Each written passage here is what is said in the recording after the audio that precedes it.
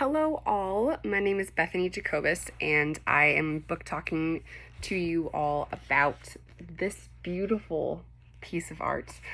This is called Madeline in America and it is by Ludwig Bemelmans and John Bemelmans Marciano. I promise you I practiced trying to say this like 10 times, but it is a tongue twister. So this is actually a longer picture book.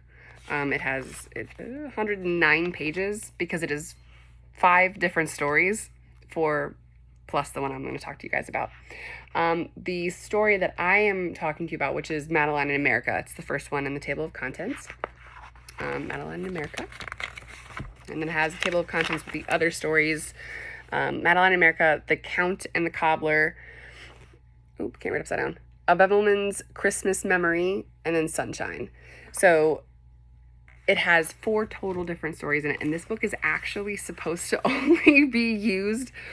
It says this edition is only available for distribution through the school market. It literally says that right here on the back. So I have no idea how I got this, but I've had it for a long time. It's actually from my grandparents.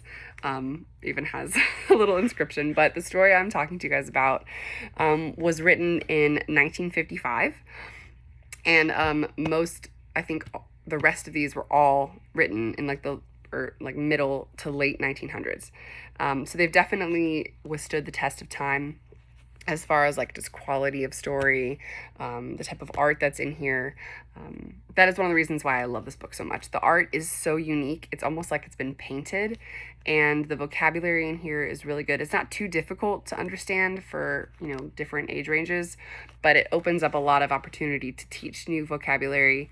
And it's also written in a poetry style. So there's lots of rhythm and meter, which makes it pleasant to listen to, and it's interesting to look at.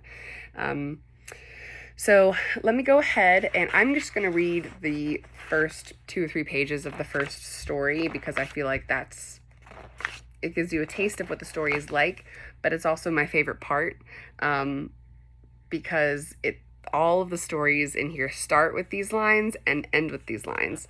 And it has nostalgia, but it also has a very nice bookend effect of beginning and ending the same way.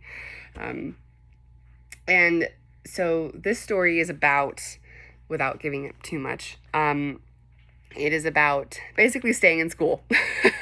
And you're not going to get that based off of what I read because it doesn't come across that way. But that is the main story of the main message of the first story. And so I think it's really fascinating that they have good stories while also having good messages and good vocabulary. So without further ado, in an old house in Paris that was covered with vines lived 12 little girls in 2 straight lines, including Mademoiselle Madeline Fogg and Genevieve, her beloved dog. 2 days before Christmas, at 9:30, a cable came for Madeline. So you can see here the really cool art. It's almost like it's been painted. Her great-grandpapa, in bad health, had left her all his earthly wealth. To Dallas Madeline would be sent for the reading of the last will and testament. Madeline was sad at the news of her great-granddad. The little girls cried boo-hoo, and Miss Clavel said, "We'll all go with you." So this is her grandfather, sick. And those are all the 12 girls, and you can see they're all sad. And I don't want to go too long. I know this isn't supposed to be too long of a video, but just wanted to show you one more piece of art in this first story that is so cool to me. This is a 2-page spread without any words, and it just has so much to look at and so many little details. And it's one of my favorite things about it is, every single story, just the different art. It's so unique and it's so cool. But anyway, I hope you found that interesting, and I hope that you take a second to check out any story about Madeline, but especially the ones that are in this copy of the book. It has stuck with me for many, many years. So thank you so much.